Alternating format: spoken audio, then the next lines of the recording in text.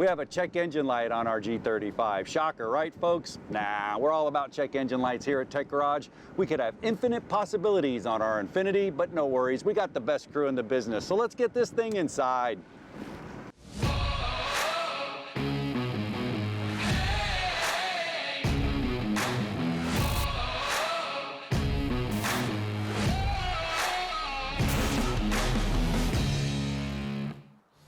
Welcome to Tech Garage, presented by RockAuto.com. Well, folks, we got a great show for you this week. You know, in the Garage Ed segment, we're going to talk about the AC cycle. And in our Keep It or Crush It segment, we're going to dive into that 2007 Nissan Quest. You don't want to miss that. But at hand right now, we have an Infinity G35 packed with technology. And you know, it wouldn't be Tech Garage, Dave, without a code. We have a check engine light on. This little light of mine, I'm going to let it shine, John. There you go. Yeah, maybe we should take care of it. Yeah, it's a P0345, P0345. Now, you guys know P stands for powertrain, C's for chassis, B's for body codes, and U's network codes. So this is a powertrain code, and Dave, it actually fell right on the cam position sensor. It's kind of not reading that cam position, man. Fill us in. What'd you find back there? You got it. Well, we know that code meant that the sensor is in bank number 2, which in Nissans, or this particular one at least, is on the driver's side. And it also indicated it was also in the rear. So we found that, and it's real easy. It was one bolt, and just give it a tug there. I also unhooked the wiring harness, and there it is. It's that little device right there. And what the cam sensor does, there's a special lobe. We'll show you how it works later, but there's a lobe on the camshaft, and as it spins, it lets the engine know, lets the computer know the position of each of the cylinders. And if it's not working right, the engine will still run, but you won't get maximum performance, and you'll also be down on power, John. Yeah, and earlier you used a great word. It works in concert with that crank position sensor, and it identifies those cylinders for that perfect fuel mixture, man. We know here at Tech Garage is 14.7 to 1, so that car's going to run optimal.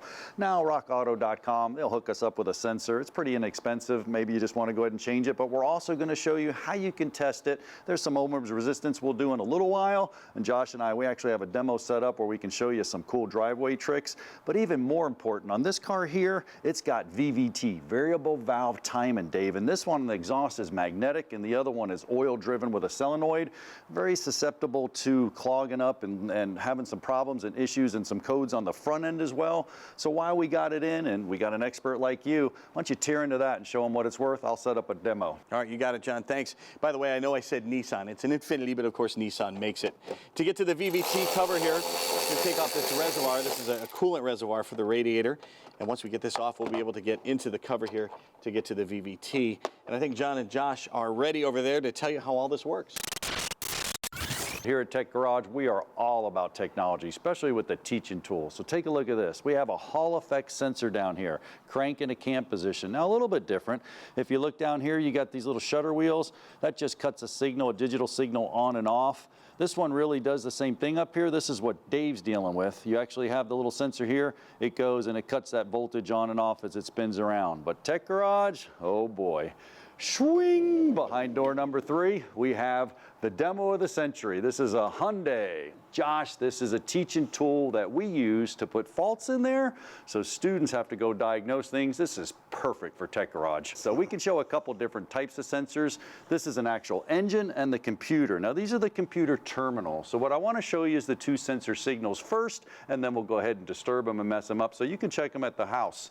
Now our first one is a crank sensor. Now our crank sensor, Josh, help me with those 2 terminals. Signal, okay, black, let's put that on ground 67. Yep, signal wire's gonna be 89. And we looked that up right on the schematic. Those are the actual computer ones. This is gonna be an AC signal, so check this out. If you crank it up and hit auto there, you can see the AC signal going up and down. Positive, negative, positive, negative. That's awesome. Shut it off for a minute. Now, if you didn't have a crank signal, a lot of times your car wouldn't start, so don't disable it yet. Let's go ahead and crank it up and just show them. Got it running. Go ahead and take the crank signal out, open a wire, bam, the engine quits. Now, what you would want to do to check it at home is you can go back there, Josh, and you can disconnect the ignition system so it cranks and doesn't start. That's the deal. Now, if you turn it over right now, we'll put the signal back in. You just turn over your car, And you see that right there? Beautiful. That means you're getting a signal. Something else is the problem. If it flatlined, you have a problem. Now let's switch gears a bit. Plug that back in and we'll look at the actual cam signal that Dave's dealing with. This is really cool. This is a square wave signal. We go back to our schematic. What two terminals we got there, Mr. Josh? Let's put the black ground on 86. 86 right over here. Got it? All right, and this cam signal's on 87. 87. So we're going across that signal. This is going to be a little bit different. We're hoping to see a square wave when it on and off cuts it. All right, we hit auto there and we got a little hash going on. There it is, but that's fine. That's a little ground, but you can see it's on, off, on, off, on, off. That's really, really cool. Go ahead and shut it off. If you were cranking and did not have that signal, that's our problem with our Infinity. It's kicking that code. It's not doing that perfect fuel mixture. Josh, this is some high-tech stuff, brother. Pretty high tech, but I have a little trick we can do in the driveway to make it pretty simple and see if we're not getting a signal. I'll tell you what, I want to see it. And you guys stick around too. When we come back with more Tech Garage, Josh is going to show you some driveway tricks to keep your car running in tip-top shape.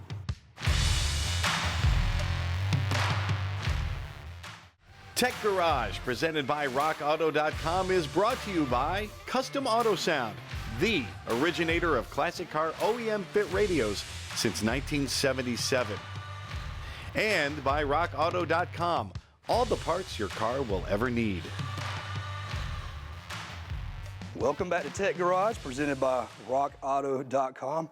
John and Dave are over on the Infinity, but first I got a promise I need to fulfill. I told you I was going to show you how to check a cam sensor right in your driveway. All you need to do is check your service manual, get a schematic, and make sure you back probe the correct terminals. Leave it plugged in to your cam sensor. Remove it from the block and turn the key on, and you should have a voltage reading on your DVOM. Right now it's there, but if you pass a magnetic piece of material in front of it, such as a socket, the voltage will actually go away. Move it away, the voltage comes back, go back in front of it, it goes away. What that does is that lets you know the computer is getting a signal from the cam sensor. That's actually what John and Dave are dealing with. Let's check in with them. Well, gentlemen, we got the new cam sensor in there, and this is the one we took off of it. John, I went online and found a chart that's going to show us how to inspect this. And we're looking for continuity, basically, is what it comes down to. There you go. That's basically the thing, what's happening. You saw where Josh actually waved the metal in front of it and caused the signal. That was heavy. You can just simply go across it. Pretty cool. You go to ohms of resistance. Got it. If you go to ohms of resistance, what the chart's looking for is it's looking for some kind of continuity between all the terminals. So you'd have to go to every one of them. But we did this a little earlier. In our case, I come in here and I touch the terminals. And when I touch two of them, I got continuity. There you go. You don't want 0 or OL, but I touched the outer two. I have OL in both of those.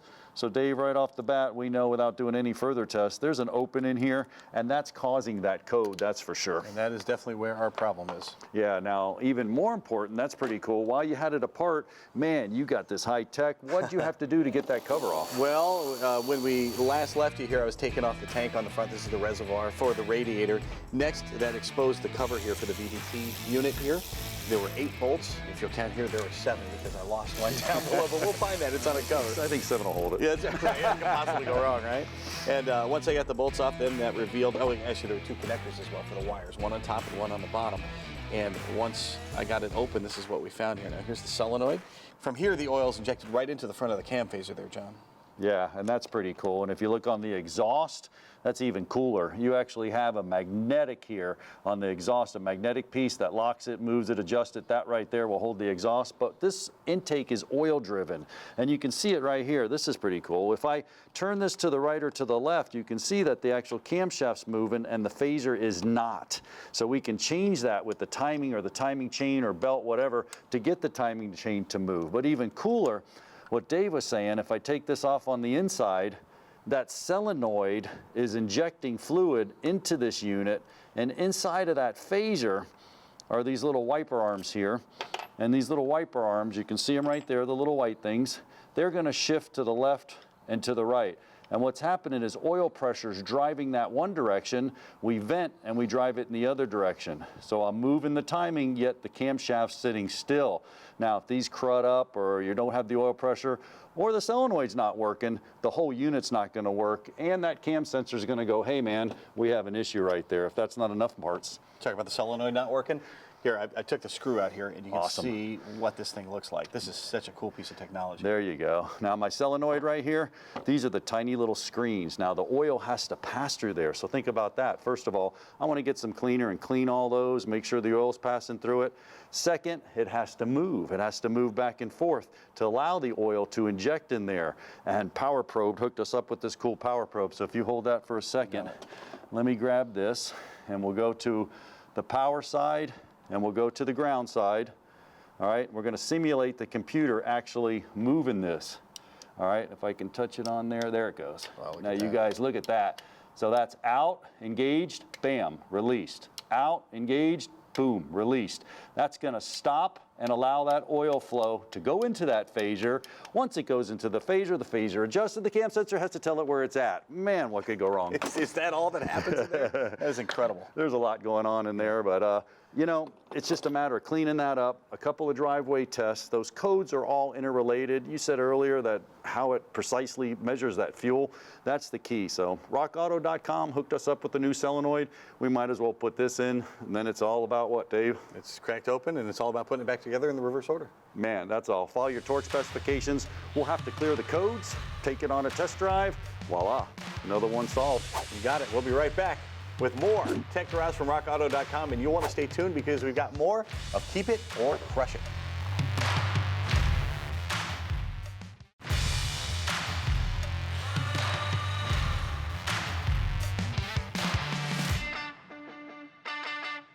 Welcome back to Tech Garage, presented by rockauto.com. Well, last week we talked about AC fundamentals on the Garage Ed, so it only makes sense to turn our attention to the AC cycle. And you know, only on Tech Garage we have the coolest demos on the planet, a full functioning AC system. You're going to love this one.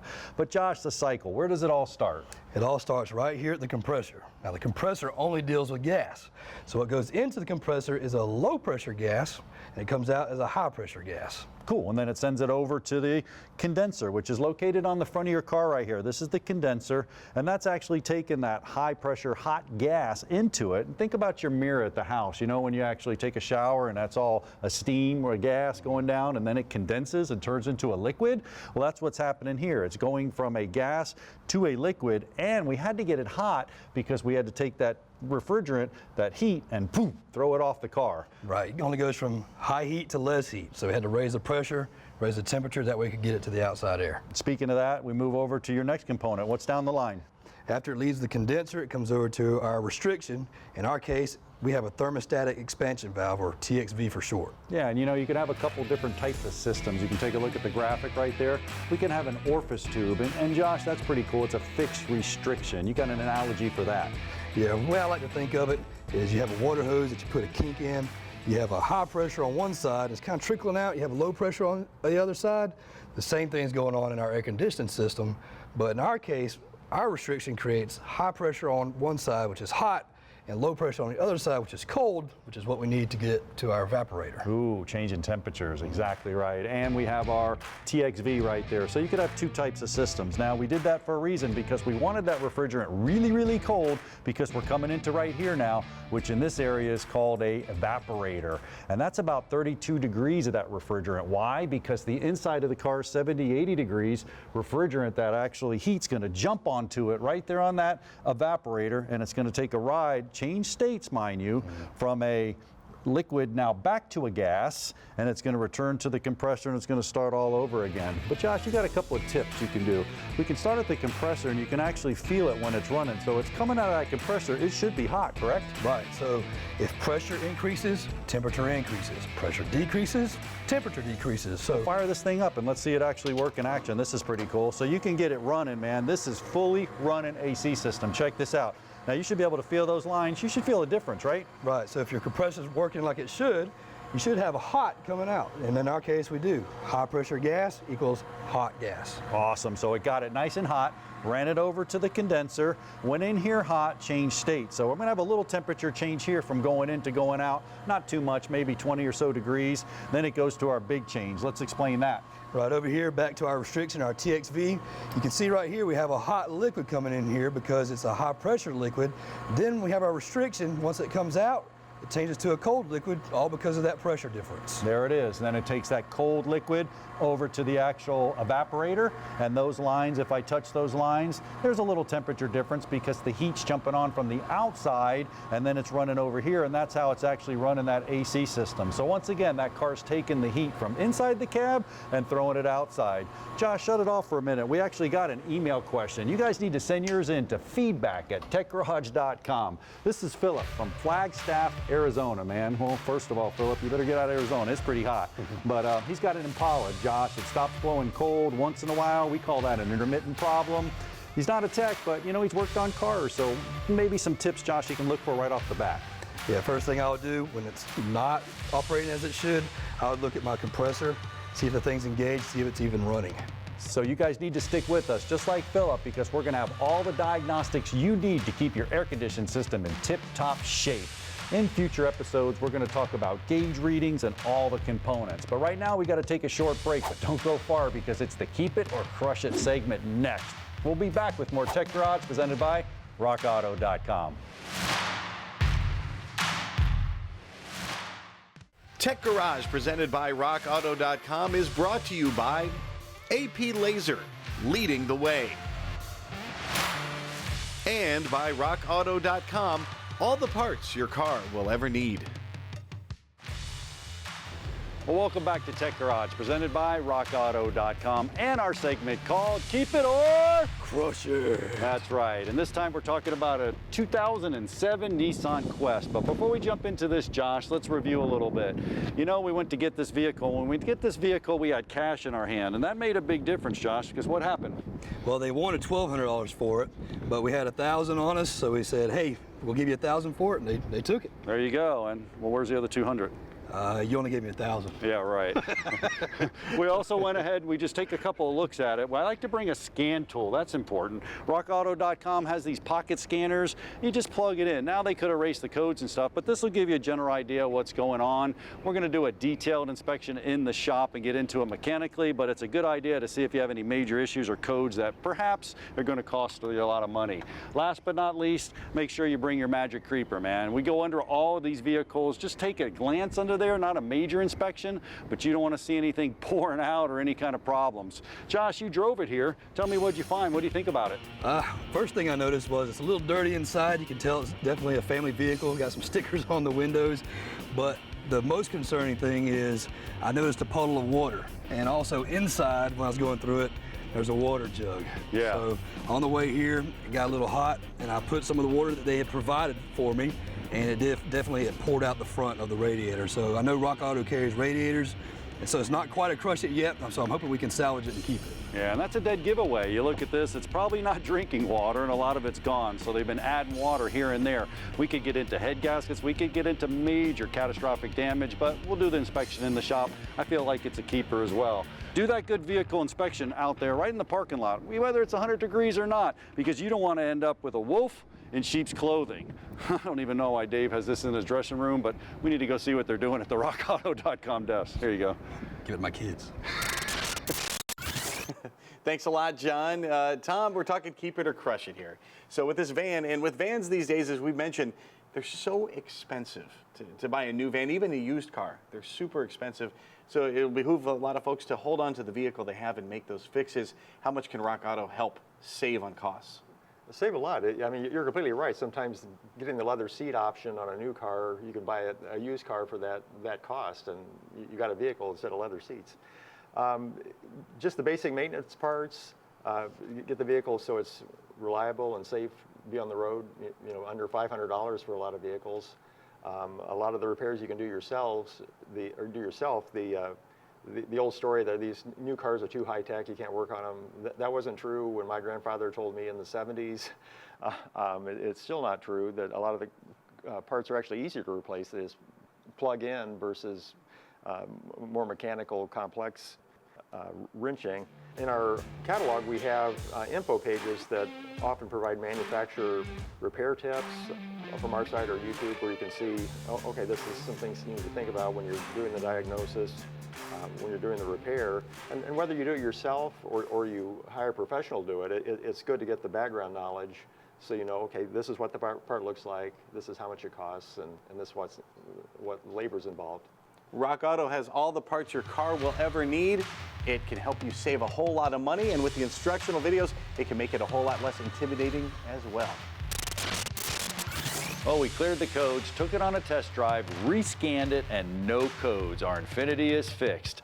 I know we had a great time today. I hope you guys did as well. Boy, packed with technology. That trainer on that AC system, that was awesome. Garage Ed. Josh, I know you're a little partial to that van. Yeah, I'm liking the van. Hopefully we'll keep it. Right now we're there, but let's go next week, check it out, and we'll see what happens. Good idea. And you, Mr. Technology, technology, technology. Oh my goodness, this Infiniti is loaded with it.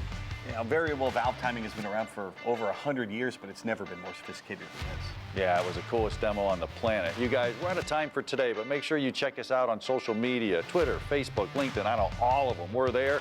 And most important, make sure that you actually send in those questions. We're going to put them on the air. Dave, where do they send them to? Feedback@techgarage.tv. And of course, you can message us on all the social media as well. Yeah, we love hearing from you. So from luxurious Chipola College here at Tech Garage Studios, we'll see you next week. We could not do Tech Garage without production assistance from Chipola College in Marianna, Florida. Chipola was founded in 1947, and it was recently ranked among the top 3 community colleges in the United States.